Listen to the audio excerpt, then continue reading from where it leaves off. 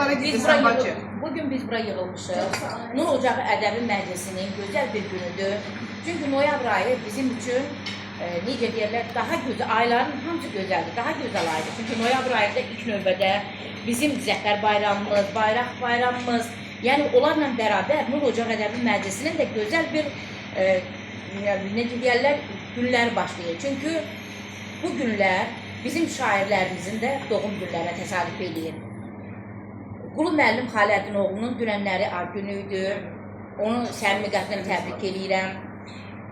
Bizim Allah rəhmət eləsin, gözəl şairimiz Aslan Şəmkirlinin anım günüdür. Dünyaya gəldiyi cənnətdəki anım günüdür, cənnətdəki doğum günüdür. Allah ona rəhmət eləsin. Ayın 26-sında isə bizim Ağdamdan olan şairimiz Cümşüd Əli Ağayevin ad günü olacaqdır. Və mən bu şairlərin timsalında noyabr ayında dünyaya göz açan hər kəsin ad gününü təbrik edirəm.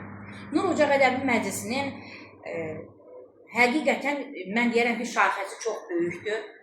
Azərbaycandan kənarda Həvva xanım, Qurban müəllim, Qunə xanım kimi gözəl necə deyərlər şairlərimiz var İranda.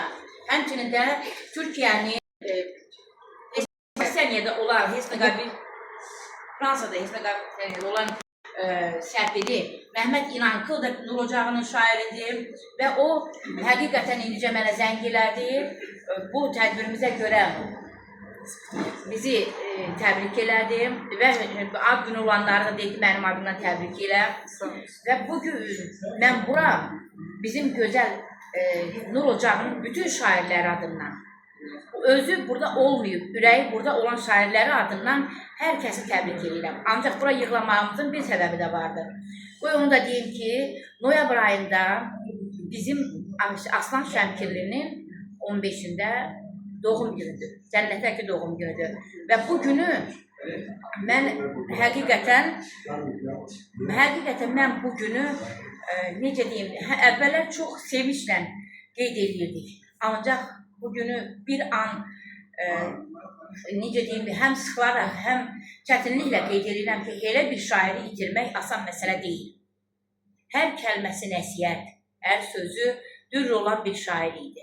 Hər kəlməsində, hər bəndində qarşındakına elə yolla göstərirdi ki, həqiqətən istər-istəməz onun şeirinin cazibəsinə necə deyərlər, adam qatılırdı.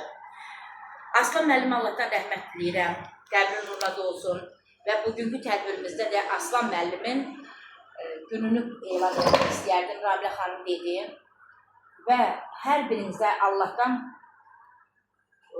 Aslan müəllimin ruhuna dualar oxumanızı tövsiyə edirəm, xahiş edirəm və sizdən birinci bura gəldiyiniz üçün və bu gözəl gündə Aslan müəllimi andığımız üçün hər birinizə təşəkkür edirəm.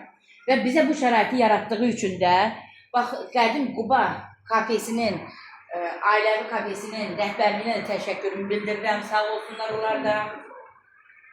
Və hər birinizə Allahdan can sağlıqlar duyuram. Hoş gəlmişsiniz. Sağ olun.